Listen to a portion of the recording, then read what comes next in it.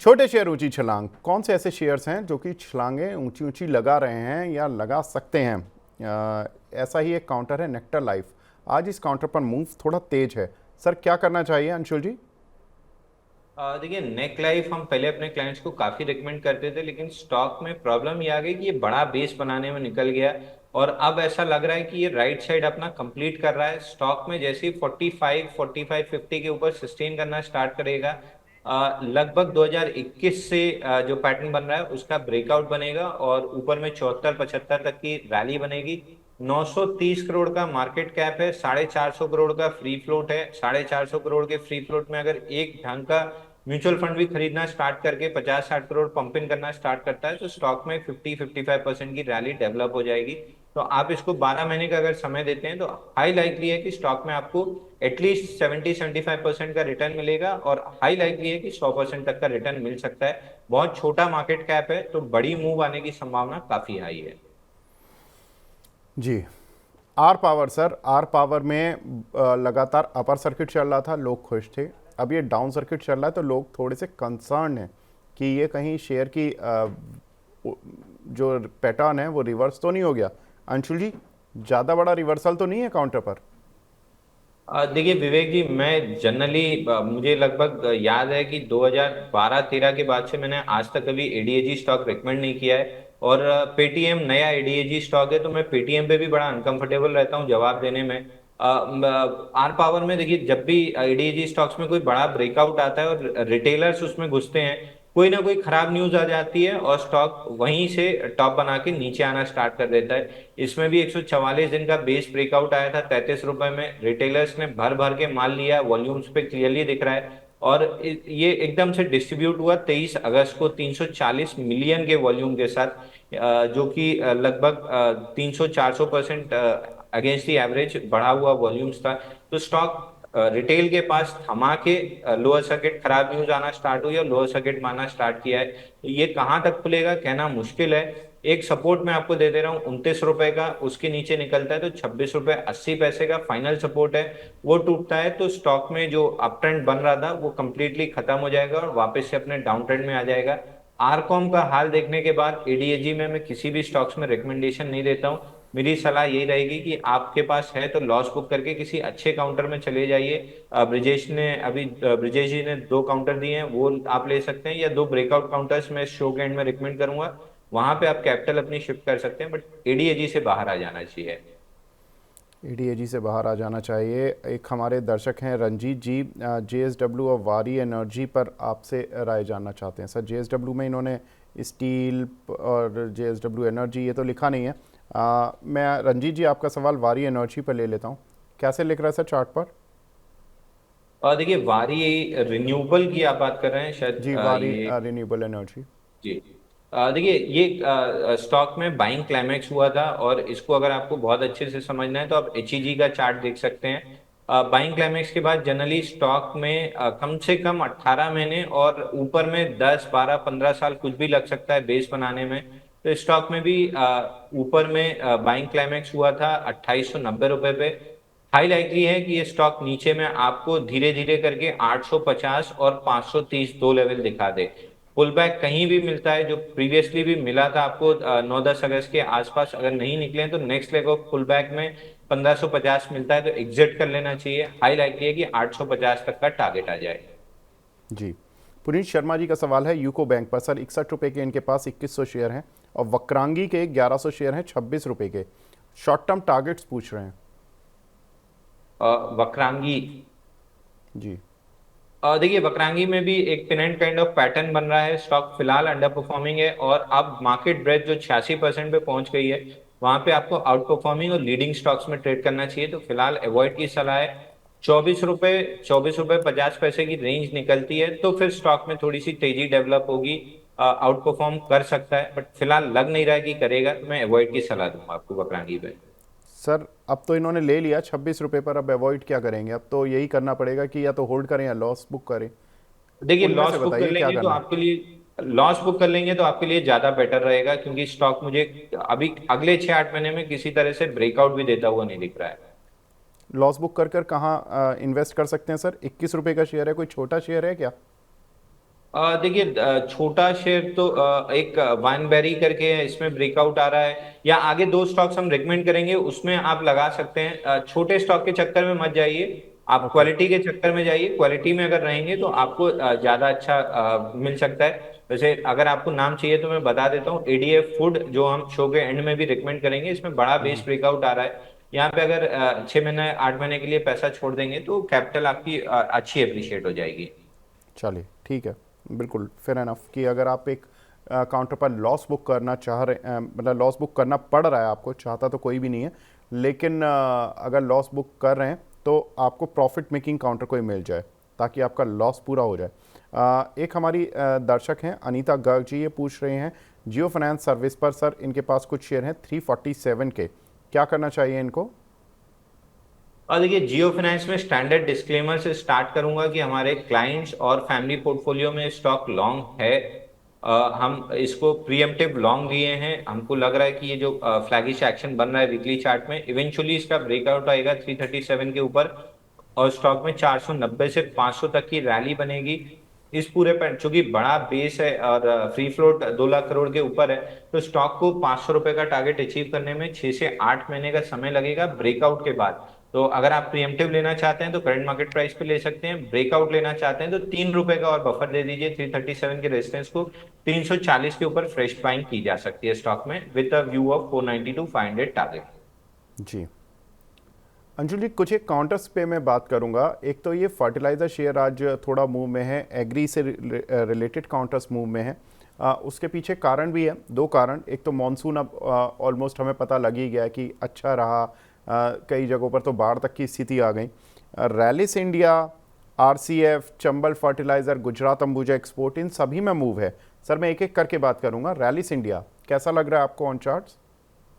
और देखिए, रैलिस इंडिया में एक बेस की फॉर्मेशन हो रही है वीकली पे, 355 निकलता है तो स्टॉक में ब्रेकआउट बनेगा। बट बहुत ज्यादा लीडिंग स्टॉक नहीं है, तो मैं थोड़ा सा अवॉइड करने की सलाह दूंगा। बेटर काउंटर्स इसमें दीपक फर्टिलाइजर मेरे को ज्यादा अच्छा दिख रहा है। जी सर, मैं एक बात और भी कर रहा था अभी, 2 दिन से हम यही बात कर रहे थे कि जीडीपी के जो डेटा होते हैं वो इस फ्राइडे को आएंगे 30 अगस्त को, और उम्मीद की जा रही है कि जीडीपी ग्रोथ 6 से 7% के बीच में रहेगी। एक्चुअली होता क्या है कि जीडीपी के डेटा में हमें तीन चीज़ें देखनी होती हैं, एक तो एग्री ग्रोथ, एक सर्विस सेक्टर ग्रोथ, एक मैन्युफैक्चरिंग सेक्टर की ग्रोथ। तो एग्री सेक्टर की ग्रोथ चूँकि इस बार बहुत इंटरेस्टिंग होने वाली है।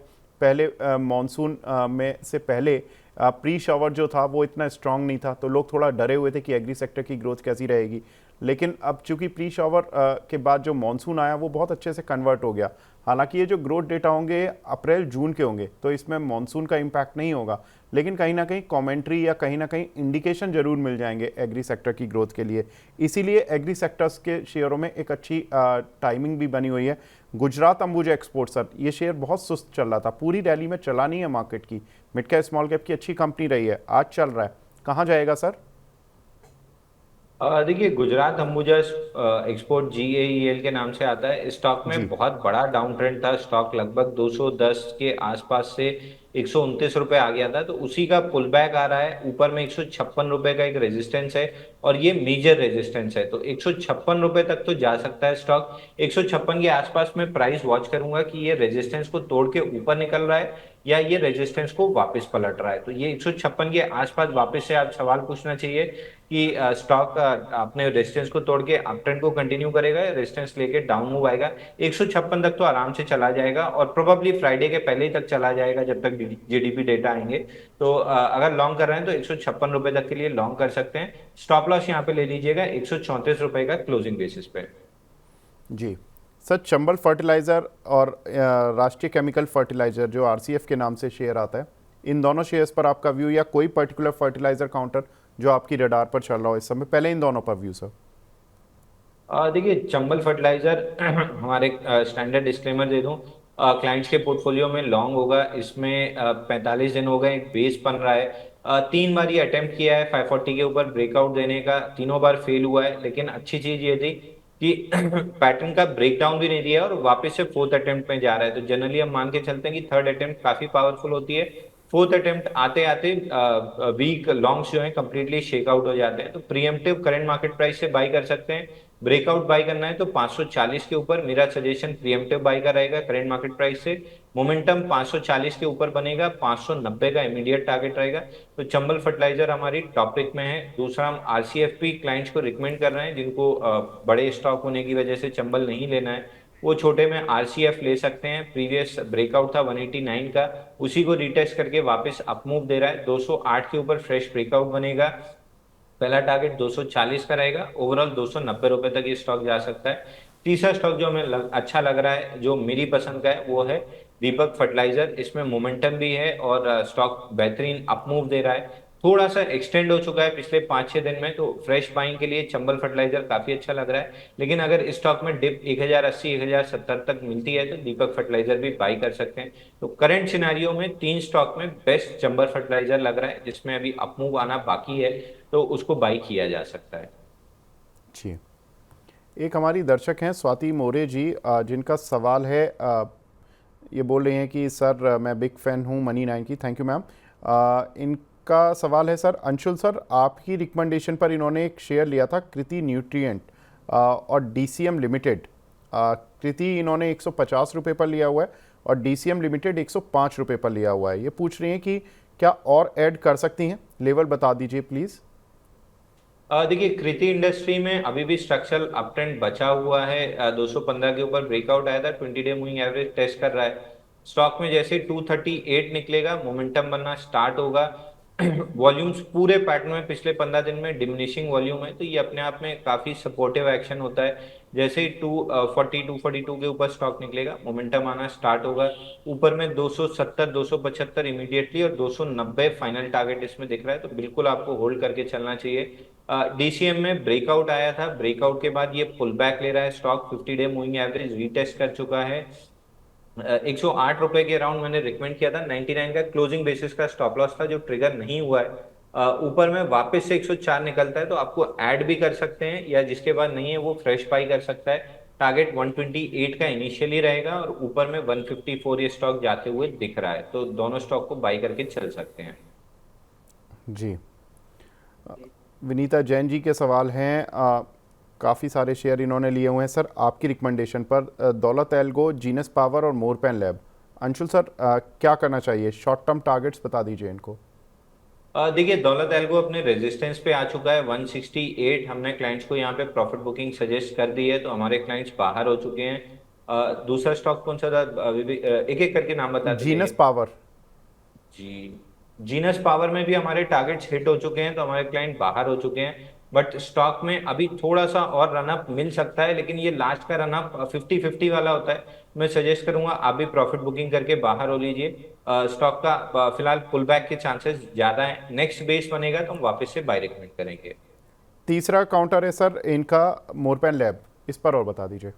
देखिए, मोरपेन लैब भी हमने आज ही अपने क्लाइंट्स को प्रॉफिट बुकिंग की सलाह दी है। कल 86 का हाई लगाया था, 90 रुपए हमारा टारगेट था। वहां से ऊपरी स्तर से थोड़ी सी सेलिंग काफी हाई थी और आज फॉलो थ्रू मूव मिल रहा है, तो एक बार हमने अपने क्लाइंट्स को प्रॉफिट बुकिंग की सलाह दी है। Next leg of resistance pull back complete कर लेगा तो उसके बाद वापस से 115 110 115 तक की अपमूव बनेगी। तो प्रॉफिट बुकिंग की सलाह दी है, आपको भी प्रॉफिट बुकिंग करना चाहिए। नेक्स्ट बेस में वापस से बाई बनेगा। जी, एक हमारे साथ दर्शक भी मौजूद हैं फ़ोन लाइन पर काफ़ी देर से, प्रदीप जी हैं। प्रदीप जी नमस्कार सर, पूछिए अपना सवाल। जी सर नमस्कार जी। मेरा सवाल सर गेल पे है। जी। हाँ, गेल इंडिया पे मैंने सर 337 शेयर्स ले रखे हैं 237 के रेट पे। वैसे तो टॉप पिक में भी था ये जब हमने कार्यक्रम की शुरुआत की थी, लेकिन सर कितना समय दे सकते हैं बड़े टारगेट्स के लिए? सर 1.5 से 2 साल का समय होता है। 1.5 से 2 साल। अंशुल जी, 1.5 से 2 साल में गेल अच्छा प्रॉफिट दे पाएगा क्या? देखिए, अगर आपका व्यू 1.5 से 2 साल का है तो लग रहा है कि स्टॉक में अपमूव लगभग लगभग 320 330 तक की आ सकती है, which is almost 40% upside from current odd levels. But मैं सजेस्ट करूंगा कि आप एक बार स्टॉक के प्राइस एक्शन को 247 के आसपास वॉच कीजिए। अगर वो लेवल निकलता है तो फिर आप आराम से स्टॉक को होल्ड कीजिए। फंडामेंटली कोई दिक्कत नहीं है, क्रूड में भी कोई ऐसी हल्की सी अपमूव है, तो ऑयल एंड गैस में मेरे को अगले 1-1.5 साल काफी अच्छी तेजी लग रही है। गेल हमारे टॉपिक में है, फॉलोड बाय ओएनजीसी। तो ओएनजीसी और गेल, ये दो हम अपने क्लाइंट्स को भी रिकमेंड कर रहे हैं विद इन 1-1.5 साल के प्रोस्पेक्टिव से। बट 246 निकलना अगले 2 से 3 हफ्ते में मैंडेटरी है। अगर वो नहीं निकलता है तो फिर हम अपने क्लाइंट्स को एग्जिट भी करा सकते हैं। 245 246 अगले 2 से 3 हफ्ते में निकल जाता है तो स्ट्रॉन्ग ब्रेकआउट होगा। 320 330 एक साल में आ सकता है। जी, एक हमारे दर्शक हैं, अवंती फीड्स लिया हुआ है सर इन्होंने, और पूछ रहे हैं कि प्रॉफिट भी बुक किया, दोबारा मैंने लोअर लेवल पर ले लिया है 689 पर, आपके कहने पे अंशुल जी, लेकिन आपने जो कहा वो टारगेट हिट हो गया, ये मान रहे हैं। तो सर अब इन्होंने दोबारा ले लिया, तो अब लग रहा है कि दोबारा इनको ब्रेकआउट मिल पाएगा? देखिए, अवंती फीड में एक दिक्कत ये आई थी कि सेकंड लेग ऑफ जो अपमूव आया था वो 756 के ऊपर सस्टेन नहीं कर पाया। अब 20 डे मूविंग एवरेज तक आ चुका है। हाई लाइकली है कि ये 50 डे मूविंग एवरेज और अपना जो ब्रेकआउट था स्टॉक में 636 और 50 डे मूविंग एवरेज 650 पे है, तो इस स्प्रेड को पहले टेस्ट करने जाएगा। वहां पे 2-3 हफ्ते 4 हफ्ते समय काटेगा, उसके बाद ये स्टॉक चलेगा। तो लगभग 950 से 1000 रुपए तक के टारगेट मिलेंगे। 750 दिन का बेस ब्रेकआउट है और बेस ऑन बेस पैटर्न बना रहा है। तो अगर आपके पास 6 महीने का समय है तो आराम से होल्ड कीजिए। 950 से 1000 रुपए मिल सकता है। फ्रेश बाइंग थोड़ा सा डिप में 650 630 की जोन में बनेगा। जी, एक हमारे दर्शक हैं कपिल देव जी नाम है उनका, और पूछ रहे हैं, काफ़ी सारे सवाल पूछ लिए हैं इन्होंने, आई थिंक 6 ही मार दिया इन्होंने सवालों का भी। सर इतने सारे सवाल तो नहीं ले पाएंगे, इरकॉन, इरिडा और एनएचपीसी, इन 3 पर सवाल हैं। इरकॉन, देखिए इरकॉन 1 से 2 महीने का व्यू है सर इनका। इरकॉन, इरेडा और एनएचपीसी। देखिए विवेक जी, मैं कंप्लीटली एग्जिट की सलाह दूंगा इरकॉन और एनएचपीसी से। आपको याद होगा बजट के पहले से मैं कहते आ रहा हूँ कि बिल्कुल। ये सारे स्टॉक्स, रेलवे, डिफेंस आपको बेच के चलना चाहिए। ये बहुत तरीके से रिटेलर्स को फंसा के जाएंगे। और ऊपरी स्तर से देखिए 20-30% ऑलरेडी करेक्शन आ चुका है। यहाँ भी मेरे को किसी तरह की स्टेबिलिटी नहीं दिख रही है। इरकॉन में बेरिश फ्लैग है। हाई लाइकली है कि ये 230 रुपए नीचे और बल्कि 185 तक के आपको लेवल दिखा सकता है, तो इसको तुरंत एग्जिट कर देना चाहिए। एनएचपीसी में भी सिमिलर स्ट्रक्चर है। नीचे में अगर 74 इनिशियली आ जाता है तो मैं बहुत ज्यादा सरप्राइज नहीं हूँ। एडा एक काउंटर मेरे को बहुत अच्छा लग रहा है। और स्टैंडर्ड डिस्क्लेमर दे दूं, हमारे क्लाइंट्स और मेरे फैमिली पोर्टफोलियो में भी ये लॉन्ग हो सकता है। ऊपर में ये स्टॉक 307 रुपए तक जाते हुए दिख रहा है, और बल्कि अगर 12 से 18 महीने का समय देते हैं तो 400 450 तक भी ये स्टॉक दे सकता है। 307 रुपए के आसपास एक बार वापस सवाल पूछ लीजिएगा, ब्रेकआउट सस्टेन हो रहा है या नहीं। तो 307 का पहला टारगेट पकड़ के चलिए, वहां पे एक बार वापस से सवाल पूछिएगा। जी, साबिहा सईद जी का सवाल है, काफ़ी दिन से सवाल पूछ रहे हैं सर, सम्मान कैपिटल, ये पहले इंडिया बुल हाउसिंग के नाम से आता था, 209 की इनकी खरीद है, 167-70 रुपये के बीच में चल रहा है सर, हुआ क्या इस काउंटर को? ये तो चलता ही नहीं है बिल्कुल।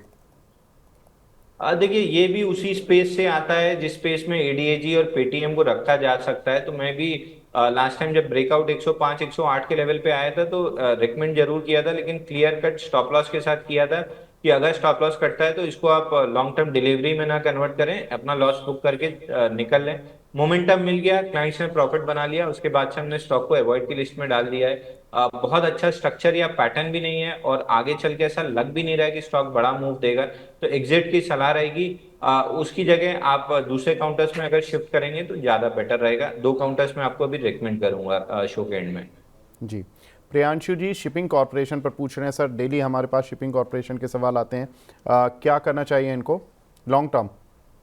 देखिए, अभी थोड़ी देर पहले मैंने एक पेपर में आर्टिकल लिखा है मैक्सटॉक के लिए।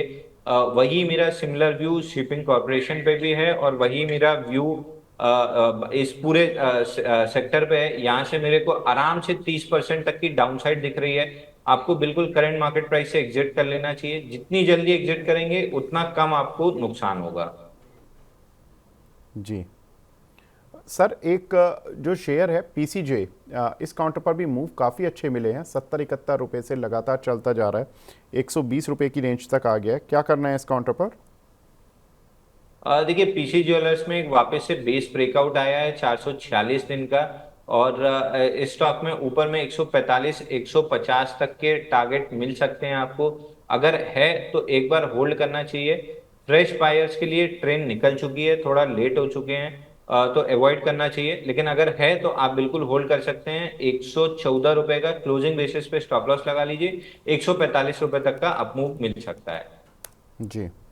एक हमारे दर्शक हैं जिन्होंने वैंकीस पर सवाल पूछा है सर। इसमें क्या करना चाहिए? इनके पास 2345 रुपए के शेयर हैं। अंजू श्रीवास्तवा जी हैं, ये पूछ रही हैं कि ये लॉन्ग टर्म के लिए ठीक है। सर रिजल्ट्स बहुत अच्छे आए थे इसके।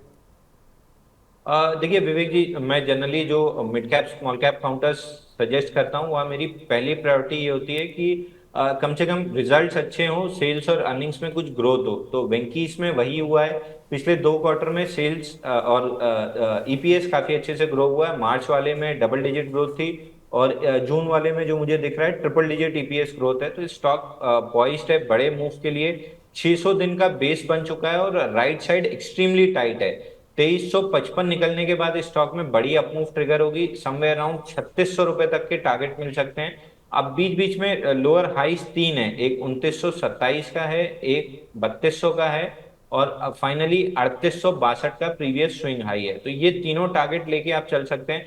मुझे हाई लाइकली है कि ऑन एन एवरेज 3600 तक की मूव मिल सकती है 2350 के ब्रेकआउट के बाद। 3262 करोड़ का मार्केट कैप है, और 30% के हिसाब से 1000 करोड़ का फ्री फ्लोट आता है। तो 1000 करोड़ के फ्री फ्लोट पे अगर रिजल्ट्स अच्छे आते हैं तो स्टॉक में 30-40% की रैली बहुत आराम से बनती है। और स्ट्रक्चर भी दिख रहा है, तो 2350 के ऊपर स्टॉक में 3600 तक की रैली बन सकती है। बिल्कुल, रिजल्ट अच्छे मैं पढ़ देता हूँ।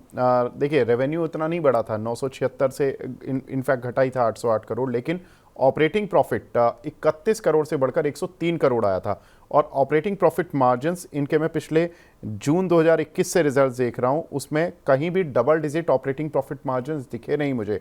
और इस क्वार्टर में 13% के ऑपरेटिंग प्रॉफिट मार्जिन है। इनके जो उससे पहले हाईएस्ट ऑपरेटिंग प्रॉफिट मार्जिन्स थे वो 7% थे, जो कि इन्होंने मार्च 2022 में एंजॉय किए थे। तो उसके बाद काफ़ी क्वार्टर के बाद इस तरह के ऑपरेटिंग प्रॉफिट मार्जिन्स देखने के लिए मिले हैं। नेट प्रॉफिट कंपनी का 34 करोड़ से बढ़कर 75 करोड़ रुपए इस क्वार्टर में देखने के लिए मिला, जबकि ये सीजनली जो एचडी कंपनीज होती हैं, एग की डिमांड कोई अप्रैल जून में इतनी स्ट्रांग नहीं होती है गर्मियों के सीज़न में, तो उसके बावजूद इतने अच्छे रिजल्ट्स देखने के लिए मिले। तो यही हम बात कर रहे थे कि अच्छे रिजल्ट्स हैं, तो अंशुल जी ने भी बड़े टारगेट्स दिए हैं। अंशुल जी, बहुत सारे सवाल मिल रहे हैं सर, फटाफट से 5 मिनट का एक शॉर्ट टर्म में जल्दी जल्दी सवाल कुछ ले लेते हैं सर, क्योंकि बहुत सारे सवाल हैं और लोग लगातार आपसे सवाल पूछने के लिए काफ़ी आतुर हैं। सर जीनस पावर, इसमें क्या करना है? देखिए जीनियस पावर में प्रॉफिट बुकिंग करनी चाहिए। हमने अपने क्लाइंट्स को अभी करंटली प्रॉफिट बुकिंग की सलाह दी है। अगर आपके पास है प्रॉफिट बुकिंग कीजिए। ऑन द डिप्स कहीं भी 404 मिलता है तो वापस से एक बाइंग की जा सकती है। जी। विश्वदीप गुप्ता जी का सवाल है sir, Equitas small finance bank, इन्होंने 105 रुपये पर लिए हैं। और पहले इस पर व्यू सर, इस पर थोड़ा डिटेल व्यू हमें लेना होगा। इक्विटाज स्मॉल फाइनेंस बैंक, हमने आज बात भी की थी कि क्रिसिल की एक रिपोर्ट आई है स्मॉल फाइनेंस बैंक पर, जिन पे कि 25% तक की 25 से 27% की ग्रोथ वो एक्सपेक्ट कर रहे हैं। कैसे देखना चाहिए सर इक्विटाज को? देखिए जून क्वार्टर का रिजल्ट थोड़ा सा गड़बड़ आया है, लेकिन उसके पहले 5 क्वार्टर अच्छे रिजल्ट्स थे। स्टॉक में रैली दी, बड़े बेस के पास आया है 8275, ये बड़ा बेस है। अगर ये लेवल होल्ड हो जाते हैं तो हाई लाइकली है स्टॉक में 104 105 रुपए तक आ सकता है। बट स्टॉक में आउट परफॉर्मेंस नहीं है, इसलिए हमारी वॉच लिस्ट में नहीं है, तो हम बाई भी सजेस्ट नहीं कर रहे हैं। जी, तो सर होल्ड कर सकते हैं क्या? अगर है तो आप 74 का स्टॉप लॉस लगा के होल्ड कीजिए। धीरे धीरे करके 105 रुपए आ सकता है। अगर एक दो रिजल्ट्स ठीक आ गए तो आप इसमें कुछ व्यू बदलेंगे? देखिए अगर रिजल्ट अच्छा आता है और स्टॉक में आउट परफॉर्मेंस आती है अगेंस्ट द इंडेक्स, तो अपने आप हमारी स्कैनर में वॉच लिस्ट में आ जाएगा स्टॉक। जी। वैसे तो मोरपैन लैब पर हमने बात कर ली थी सर, लेकिन इन्होंने माफ़ कीजिएगा सर, इनके इक्विटास के 84 रुपये के थे शेयर, और मोरपैन लैब इन्होंने 80 रुपये के लिए लिए हुए हैं।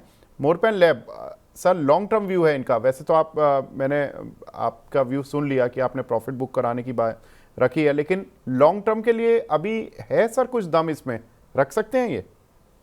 और देखिए पिछले 6 क्वार्टर में जो रिजल्ट आए हैं वो क्लियरली शो कर रहा है कि कंपनी में टर्न अराउंड है, और यहाँ से लगभग 115 117 शॉर्ट टर्म टारगेट लग रहा है। और अगर आप लॉन्ग टर्म से मैं जो अगर समझ रहा हूँ 12 से 18 महीने आपका व्यू है, तो आपको 150 के आसपास तक के लेवल्स मिल सकते हैं स्टॉक में, तो बिल्कुल होल्ड करना चाहिए। इसमें स्ट्रक्चर तब खराब होगा जब ये 65 रुपए के नीचे जाके क्लोज करेगा।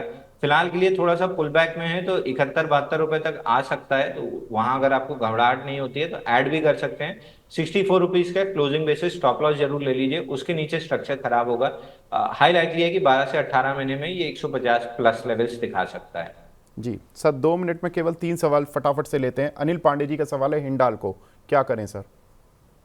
मिडिल स्टॉक्स में तेजी दिख रही है, उसमें जेएसडब्ल्यू स्टील टॉप पिक है, सेकंड बेस्ट हिंडाल्को है। 711 का ब्रेकआउट मिलता है तो स्टॉक में 775 तक की रैली बनेगी, तो बाई कर सकते हैं। सुधाकर पांडे जी ऑयल इंडिया पर पूछ रहे हैं सर, 601 पर खरीदा है, क्या करें? देखिए, स्टॉक को होल्ड कीजिए, ऊपर में 750 के आसपास दोबारा सवाल पूछिएगा, वहां पे फिबोनाची एक्सटेंशन का रेजिस्टेंस है, तो शायद वहां से प्रॉफिट बुकिंग आ सकती है।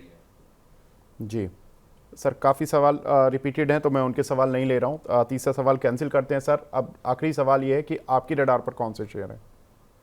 देखिए विवेक जी, पहला स्टॉक है सुब्रोस लिमिटेड का। इसमें एक शॉर्ट टर्म 141 दिन का बेस ब्रेकआउट आया है और आज ओपन लो के साथ चला है। लो आज का 765 है, वही ओपन भी है, तो उसके 5 रुपए बफर दीजिए। 760 रुपए का स्टॉप लॉस लगाइए। 800 रुपए is a good buying range, 805 चल रहा है, यहाँ भी ले सकते हैं। 800 रुपए बेहतरीन बाई बनेगा।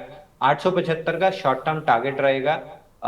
दूसरा स्टॉक है एडीएफ फूड, यहाँ पे बड़ा बेस ब्रेकआउट आया है 240 दिन का।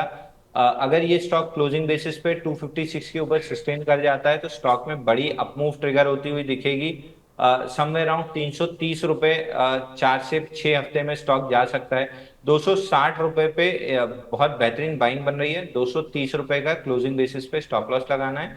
330 रुपए का शॉर्ट टर्म टारगेट रहेगा 4 से 6 हफ्ते का।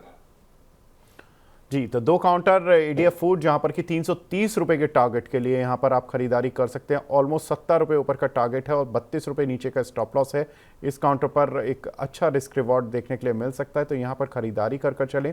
दूसरा काउंटर सर ने बताया सुब्रोस का, कार के एसी बनाती है। 807 रुपये का इस पर खरीदारी का लेवल है 875 के टारगेट के लिए, तो ऑलमोस्ट 68 रुपये की अपसाइड है इस काउंटर पर। और जो स्टॉप लॉस रखना है वो आपको 47 रुपये का रखना है, तो रिस्क रिवॉर्ड के लिहाज से ये भी ठीक है काउंटर। लेकिन एडीएफ फूड में ज़्यादा अच्छा रिस्क रिवॉर्ड है। और साथ ही ब्रजेश जी की जो सलाह थी वो थी कैस्ट्रॉल इंडिया, जहां पर कि 280 रुपये पर उन्होंने खरीदारी की राय दी थी। 301 रुपये का टारगेट, 264 रुपये का स्टॉप लॉस, 16 रुपये का स्टॉप लॉस नीचे से और लगाना है, और आपको 21 रुपये ऊपर के टारगेट्स मिल सकते हैं। साथ ही ब्रजेश एल जी की दूसरी जो राय थी वो थी सिटी यूनियन बैंक पर, जहां पर कि केवल 3 रुपये नीचे का स्टॉप लॉस लगाकर 12 रुपये के अपसाइड के लिए सिटी यूनियन बैंक पर ट्रेड कर सकते हैं। तो ये कुछ एक काउंटर जहां पर कि आज हमारे दर्शकों ने, हमारे जो मेहमान हैं उन्होंने अपनी टॉप पिक्स में शामिल की हैं, ब्रजेश जी और अंशुल जी ने।